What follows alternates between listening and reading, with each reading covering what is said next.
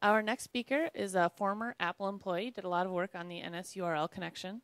He currently works on robots at Anki. You may have seen him somewhere before. Okay. Please give a round of applause to Mark Pauley.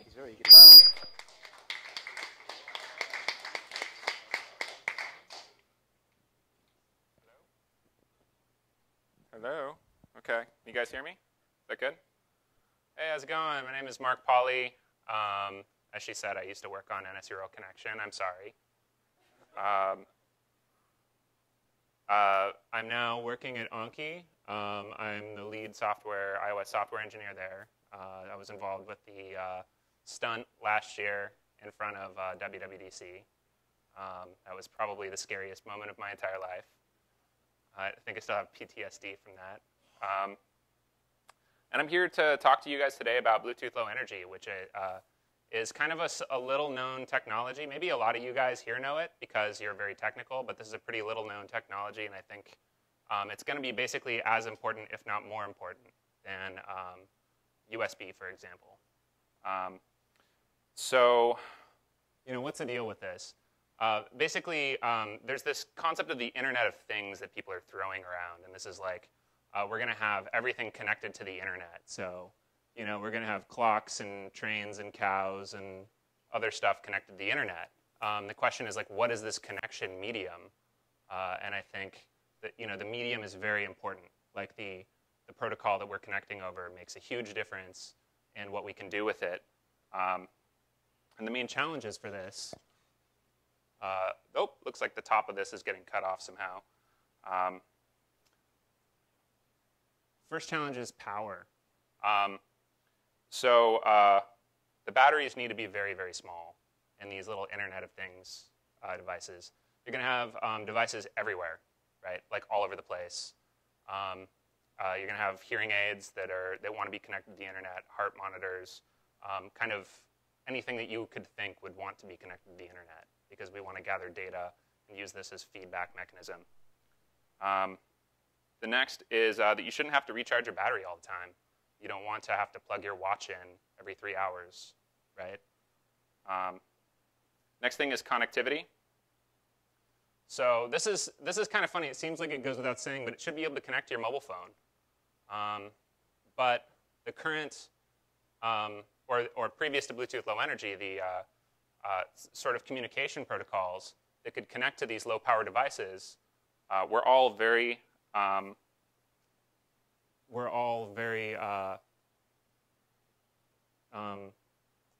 sorry, I'm thinking of the word right now. They were all proprietary. So nothing worked with anything else. And I'm talking about like the mice, like you know, the little dongles that they use to connect mice to your computer. And things like that, keyboards, etc. Everybody rolled their own, and this sucked because you can't put a dongle on a phone. That's no fun. And the last thing is range.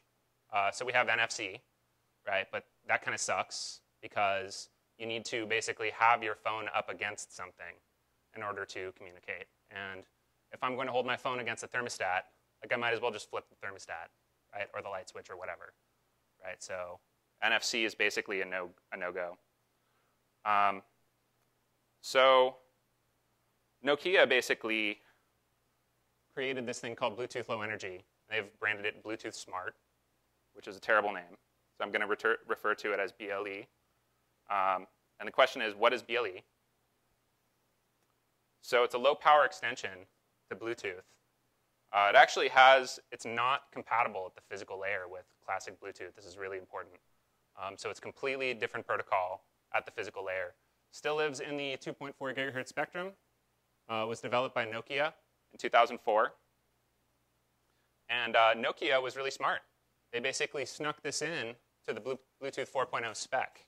So when you guys see Bluetooth 4.0, that means that the device supports BLE. It's not the other way around, by the way. There are devices that are BLE only, but devices that claim to be Bluetooth 4.0 must support Bluetooth Low Energy. So it's kind of sneaky, but it was sweet because now we have the opportunity to use this awesome technology.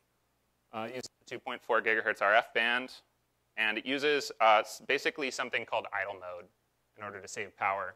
And idle mode just means that the wireless antenna is powered off almost most of the time. So basically, the antenna wakes up very sporadically to kind of send chirps of information out. And that's where the power savings comes from. So the fundamental kind of insight into this issue that Nokia had was that most of the time, there's nothing to say. There's absolutely no data to send. And so you might as well power the antenna down. So this whole technology is built around this premise of keeping the antenna powered down for as much of the duty cycle as is possible. So why Bluetooth low energy? And it seems like I've foiled them the second time. So first of all, power. Classic Bluetooth uses way too much power. The battery life in classic Bluetooth is measured in days or months, if you're lucky. Wi-Fi is even worse. So Wi-Fi devices, I don't know if you've ever used like a battery-operated Wi-Fi device, like a Parrot AR drone or something like that. But those things just absolutely suck power because it takes a lot of energy in order to transmit Wi-Fi.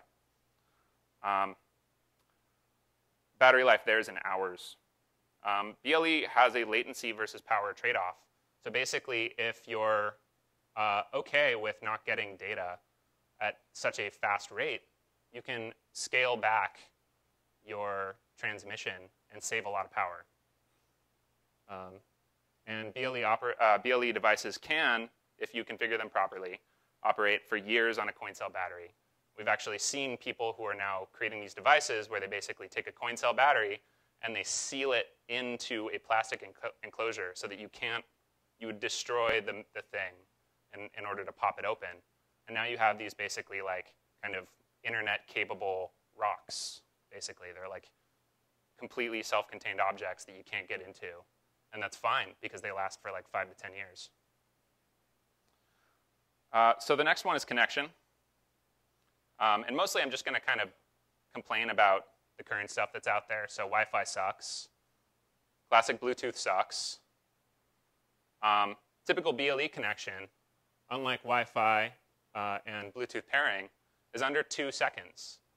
And Bluetooth connection is actually pretty decent in terms of its noise avoidance characteristics. And I'll go into that in a minute. This was really, really important for us when we were on stage last year, because basically you have a situation where there's 700 wireless routers in front of you, like broad spectrum, 2.4 gigahertz noise, and that can cause problems. It's like really tough to get through. And finally, this doesn't require a dongle because Nokia snuck it into the spec. Now every iPhone since the iPhone 4S is Bluetooth low energy capable. And so the last thing that I'd like to talk about in terms of why use BTLE is range. So you got up to about 30 meters experimentally, which is actually way farther than classic Bluetooth.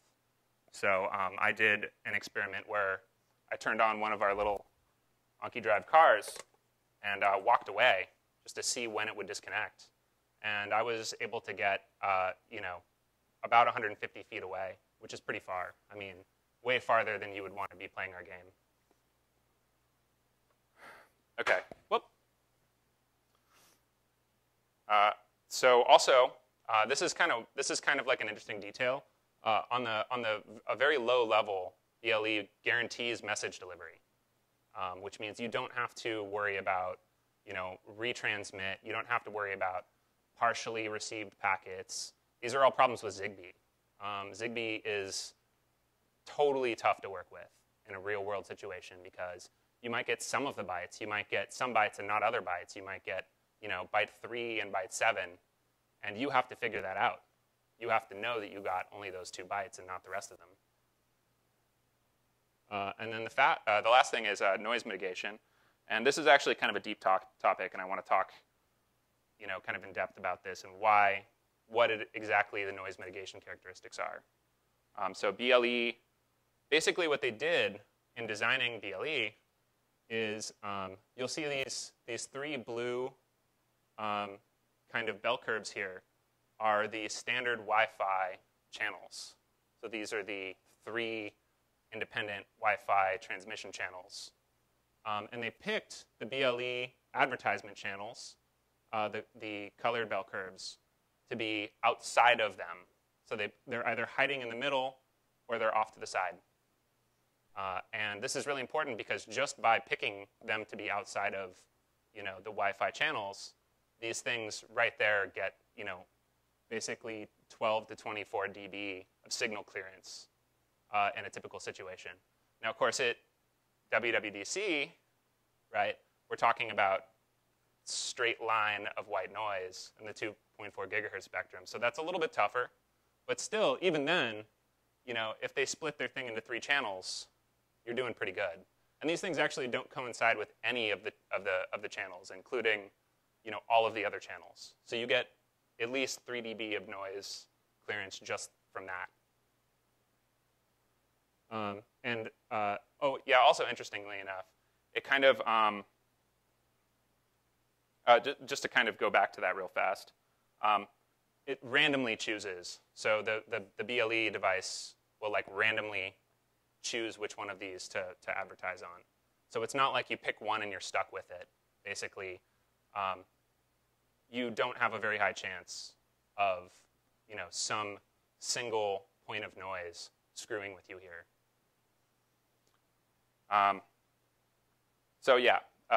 Next is actually after you already make the connection,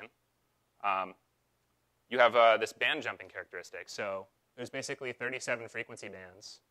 And this is interesting because they picked the prime number here, which means that you can pick any number under 37 as your frequency hopping length. And you will visit all of these frequency bands before you come back to the first one again. So BLE, after it makes the connection, sends, I'm going to hop at 5, or I'm going to hop at 7 or 2 or whatever frequencies. And then you play like a little hop game through this where the transmission and the transmitter and the receiver wake up at the same time on the same channel. And because they spread it like this throughout the spectrum, again, we tend to avoid noise sources. So BLE is actually pretty dang good at not getting knocked out by any particular noise source. So it's pretty sweet. Basically, it takes like a microwave with like a burrito wrapped in tinfoil in it to kill BLE. It's like, or a jammer, that we proved that could happen every time. So the downsides. BLE is so awesome. Why shouldn't everybody use it? The first downside is throughput. Maximum size of these messages is 20 bytes. Well, was 20 bytes. Apple now included this so that you can basically use subsequent connection intervals and get up to like 132 bytes at a time. But this is 20 bytes per connection interval. The lowest connection interval is 20 milliseconds. If you do the math on that, that gives you 1 kilobyte per second, which is pretty crummy. We can actually negotiate a little bit higher than this, and there's tricks around it. But you're talking about maybe you'll get 5 times higher than that. So you get 5 kilobytes per second. That's not you can't do audio over that. You can't do video over that. So if you're thinking about doing audio or video, BLE is not for you. Next thing is latency. So everybody here knows that Wi-Fi latency is typically like 3 to 10 milliseconds. And Ethernet is typically 1 millisecond if you have a good Ethernet connection between 2 computers. This is basically 20 milliseconds minimum. And Apple actually won't let you go any lower than that unless you make a special type of device, like a hearing aid or something, where you actually do want to send very low quality audio over it. So yeah, it's just not suitable for audio. The latency is not good enough. People can hear this. It sounds like crap. But I just want to say it's probably OK. So under 100 milliseconds is actually usually perfectly fine for most applications. And I'm talking about like control applications, where you're performing some action, you're receiving some feedback, and you want somebody's cognitive process to match those two together, right? If you push a button on a controller for a video game and you see the character jump within 100 milliseconds, your brain automatically matches those two, and it feels to you like it's nice and kind of tight control. So I recommend that everybody in this room checks out this link, and I'll post also a link to these slides at the end of this, so everybody can actually click on that, because it's kind of hard to click on it from here. This is Mr. Stuart Cheshire wrote this awesome article called "It's the Latency Stupid," and he's the one that invented Bonjour and multicast DNS. So this guy also wrote the first network multiplayer game, which was known as Bolo. I don't know if any of you remember Bolo, but super sweet game. So it's much harder to deal with power than throughput, it turns out. So we're trading off latency and power and throughput, but actually power is the hardest one of everything to get rid of. So the Bluetooth Low Energy is actually pretty sweet. We've found that 20 milliseconds is perfect for what we need to do. Even round trip, that's 40 milliseconds. That's under 100 milliseconds. So you're right in the ballpark. Now, Bluetooth and Anki Drive. So how does Anki Drive use Bluetooth Low Energy in order to kind of make a robot video game? So first, we start out with the first player being the host. So this is what is referred to as a central in Bluetooth terminology. Every car connects to the central as a peripheral. So peripherals advertise. Centrals are the ones that listen for the advertisements. In that sense, the peripherals are kind of like the server. I'll kind of go over this again, but it's weird. Bluetooth Low Energy is backwards. When you want multiple cars, no problem. Now you just have multiple peripherals. You connect to all of them. This is kind of different from Wi-Fi. So Wi-Fi, you're usually only connected to one thing, like one router. Whereas with Bluetooth Low Energy, Apple's operating system basically time slices between each one of these and manages multiple connections simultaneously. And they've done a really great job. I've heard some talk of like the underlying mechanism. It's super cool. Yeah, so what if we want to do like a multiplayer game now? Well, usually the easiest way to do multiplayer game is client-server. So Apple actually allows you to turn the phones into peripherals. So they act just like the cars would. They're basically dumb joysticks. And we do all of the work on one phone. And it's not a big deal. In fact, it works pretty dang well. You can't really tell where the processing is going on. So I just want to go over some quick Bluetooth main concepts.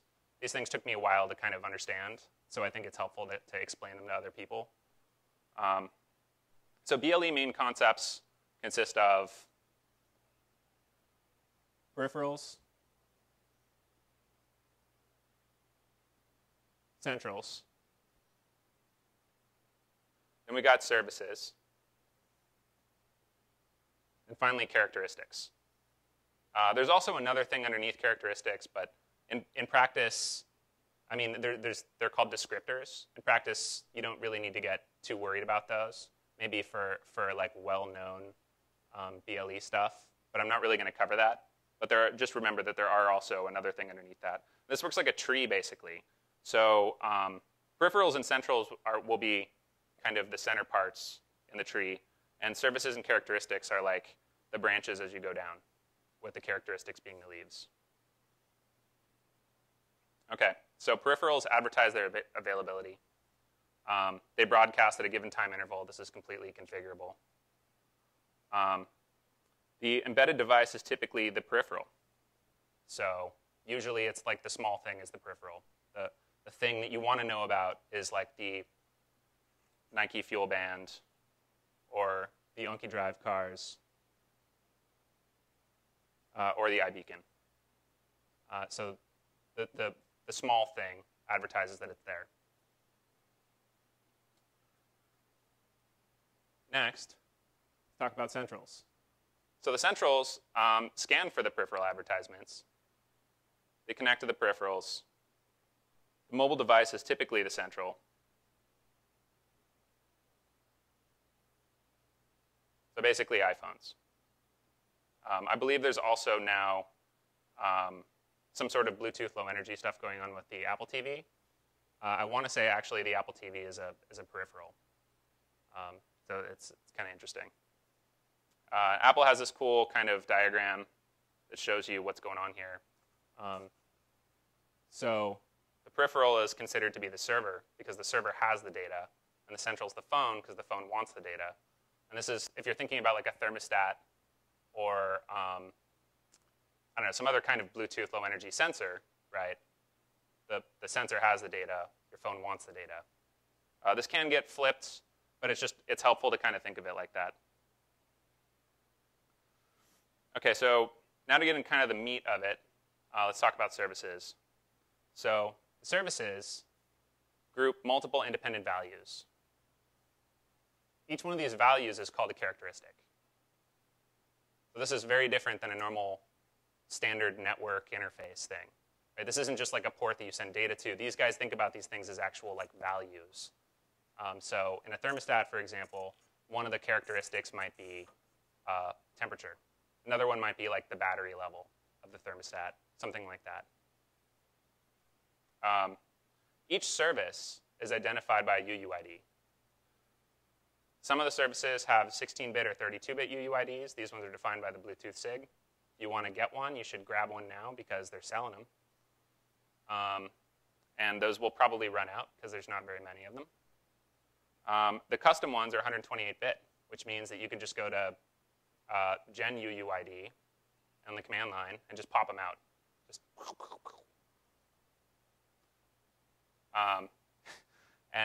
the other cool thing about the services being, UUIDs is 128-bit. You can actually generate those things on the fly too. So if you have two phones that kind of want to like interact, you can actually have one of the phones generate the UUID, send it over some back channel to the other phone, and then the other phone knows that it must be talking to the one that it communicated, that it kind of did a back channel with. So that could be pretty useful. All right, so now let's move on to characteristics, which is about as deep as I'm going to go. So characteristics are also grouped by UUID. So you've got services grouped by UUID. Those things have some number of characteristics. Each one of these represents a value. These values are supposed to be 20 bytes maximum. You can actually increase them to 132 bytes. And the examples are like temperature, humidity, et cetera. And then finally, I kind of want to talk a little bit about permissions on these characteristics, because in order to use them, you have to set permissions on them. So the peripheral is the thing that actually decides what the permissions are on the characteristics. So they're either read, notify, / indicate. Indicate is an asynchronous version of notify. Read is polling. Notify / indicate are both asynchronous. And the difference between those two is like really, I don't know, subtle and kind of confusing. And then you have write and write without response. So basically, notify is similar to write, and indicate is similar to write without response. So the idea is that write and write without response, this is a little weird. I talked to you guys earlier about how they guarantee delivery of the messages. So it turns out that guarantees delivery on the hardware level, but the app may not be listening. So write versus write without response guarantees that this message was delivered up the stack. And that's why you would want to use write versus write without response. I think it also could help with network race conditions if you have multiple people connecting to the same peripheral and trying to write to the same value. You'll stomp all over each other, and so you might need to get some kind of confirmation that you've actually written. And finally, there's encryption on these things. And I'm running out of time, but I do kind of want to just go over the fact that there's just don't trust the encryption on in BLE. So I don't want to see anybody making a BLE door lock that uses the built-in BLE encryption, because a white paper came out and actually a whole video describing how to crack this stuff. And it's super easy. These guys didn't even talk to a cryptographer about their key exchange protocols and stuff. So it was like a super bonehead newbie mistake. And it's baked into chips now, so that's really sad. So yeah, if you're going to use encryption, you got to use app-level encryption. So use Diffie-Hellman, use strong encryption, RSA, DSA, etc. I don't remember if those are secure anymore or not. Maybe somebody else knows.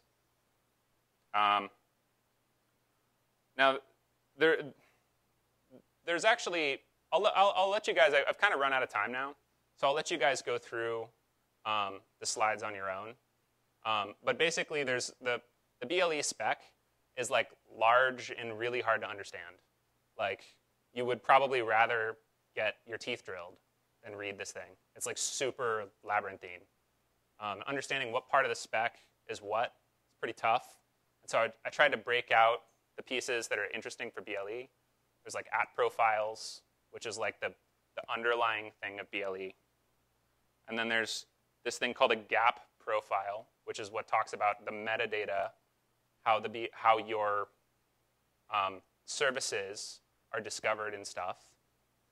And then there's this other thing called the GATT profiles. They really like their acronyms. And these things are, this is the actual layout of the services and characteristics that your peripherals provide. And then I'm just going to really quickly go over the details of how we did the BLE networking in Anki Drive. It's kind of interesting. So one of the big goals of Anki Drive was that you should be able to take this thing up to your cabin in the woods and play with no Wi-Fi. Or when a kid opens it on Christmas at his grandma's house who doesn't have Wi-Fi, they should be able to play. This was, of course, we did this before the multi-peer connectivity stuff came out. So they didn't tell us about that, unfortunately. But it's fine, actually. This stuff works great. It's guaranteed latency. So we basically have a service, talks to a car. We call it, we make these things into two-way pipes. So we have a two-peripheral service, and then we've got a two-central service. All this stuff is up in our SDK. You can totally see all these things. Go ahead and hack on our cars and stuff. It also has a really great example of how to do BLE on a Raspberry Pi, if you guys are interested. And then finally, so we use this thing as just kind of a bidirectional network. We also have a Ble Network Service, which, basically we just reuse the same thing. Two peripheral, two client, or two central.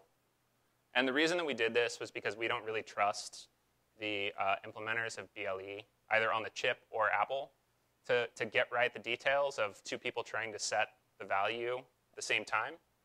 That seems like asking for a race condition. So we try to keep these things separate. And this works great. So I recommend, if you guys are interested in making BLE communicating apps, to use two of them. It's that one of them is write and one of them is read. All right, so BLE on iOS. Basically, the things that you need are CB Central Manager, CB Peripheral Manager, and for iBeacons, CL Beacon Region. And what you're going to do is you're going to take, in order to make an iBeacon, you're going to take the output of a CL Beacon region and you're going to pipe that into CL Peripheral Manager to make yourself a new one. And I have a crap ton of ideas for apps that I just don't have time to make. So if you guys are interested, come to my lab tomorrow and I'll give out free ideas. Woo! Free ideas for everybody. All right, so I wanted to give a quick demo of this. And you'll just have to take my word that basically my iPad is not on the network here.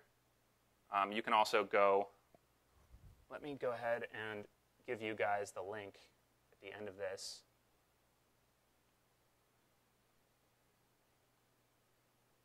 For the free sample code that I'm giving out. And this also contains a link to this talk, including all the information I just gave. The keynote is in that GitHub account. But this is called Bleeder.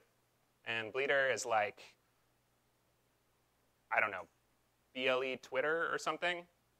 So it allows you to connect directly to other devices that are within 150 feet of you. And it's pretty much really useless, except that it really demonstrates pretty well how to do local area networking and service discovery over BLE. So I will go ahead and turn the sound on my phone.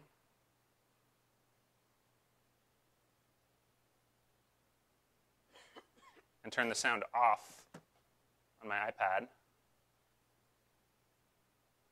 And I'm going to ask you, sir, to go ahead and type me a message. Anything at all is fine. So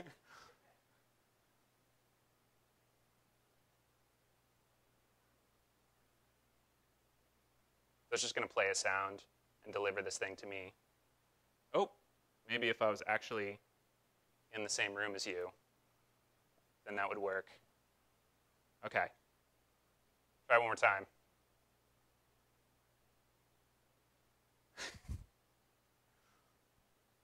I apologize for the horrendous UI as well. This was just supposed to be a BLE demo.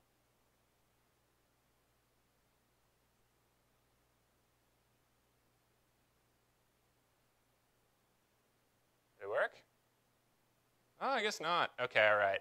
Wireless demo, there you go. Let's see if I can send something to you.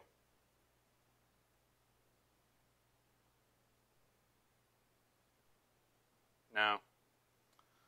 All right. Demo gods have spoken, everybody. I promise it works. It worked before. Okay, one more time. Okay, yeah, there we go. It makes a cool little bleat sound every time you send something. And here, no, you should be able to hear it. Whoop. So you got something? Said hi? Yes.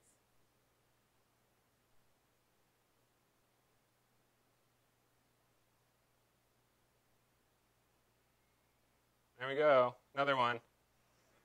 Yeah. So this app just shows you how to like connect and everything. And I guess maybe I should take questions. Question: when you're the demo with the 4 cars, where you basically had one host connecting to 7 peripherals, basically. That's right. Yeah. So how does the 20 milliseconds get divvied up over them? Are you like 140 milliseconds effective latency, or what? Yeah. No. So the way that it works is Bluetooth Low Energy is time division multiplexed. So you have 20-second or 20. You have actually much lower than 20 millisecond intervals that your period is chopped up into. So that means that you pick some random offset, right? And one individual peripheral will connect every 20 milliseconds, right, in that thing. But you can offset them all, right? And so you can actually multiplex many different peripherals, which is really cool. This is one of the neat reasons why you can have direct connections to every single thing. It's not this mesh. So kind of the single point of failure is Apple, basically. I hope they... Exactly. Yeah, no, and that's exactly how we do it. And in practice, we actually don't see any latency. So we did try this. I want to let you guys know. We tried doing this with GameKit at the same time as Bluetooth Low Energy, and it sucked. Because we found out later that they both use the same scheduler, only GameKit's scheduling on the Bluetooth PAN is at a much lower priority, and so it gets starved. And we were seeing just absolute ballooning of latencies, like up into 2 seconds, 3 seconds. Just felt like crap. So that's why we decided to keep it all on BLE.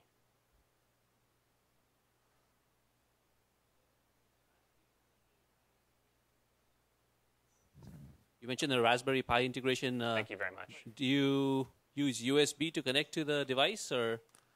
Yes, yeah. So for the Raspberry Pi SDK, we have a demo that you can find online. If you go to the Anki webpage, we do use a USB dongle, and it works with. We use the BlueZ library in order to communicate with it. So basically, any USB dongle that's USB 4.0 should work with like a reasonably recent version of Raspberry Pi, as long as it's supported under with BlueZ.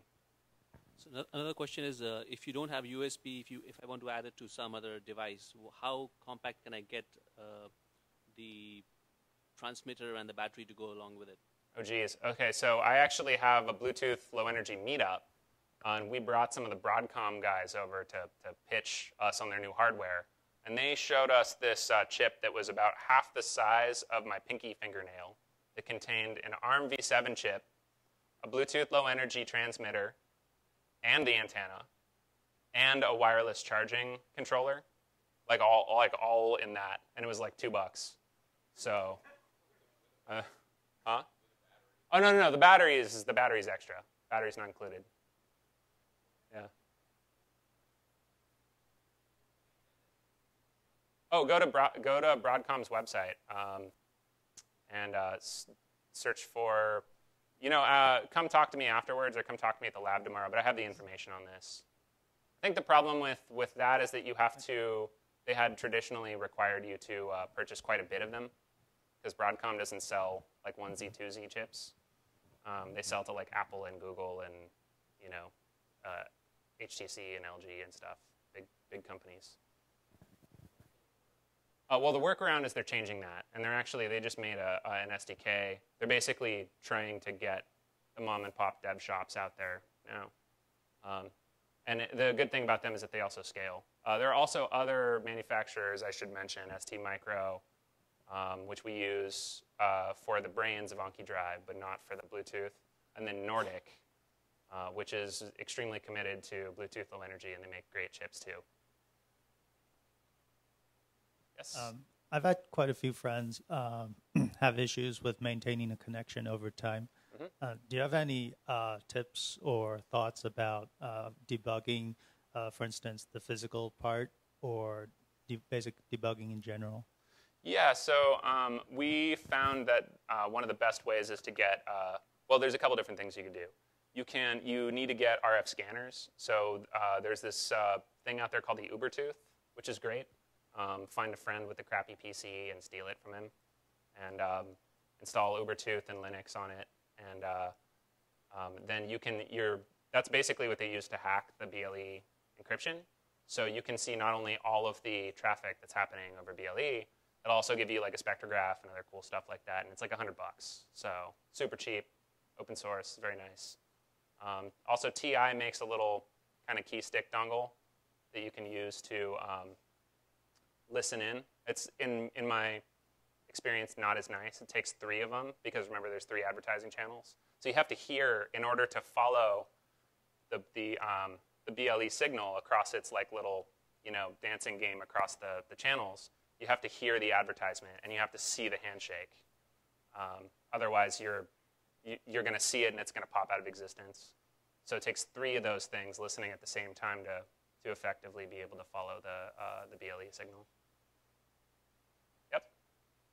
Yep, is that it? Okay, we're good. Thank you very much. And I've got a lab on Wednesday from 9 a.m. until noon. So if anybody wants to stop by, I'll give them some help with BLE. Thank you, everyone.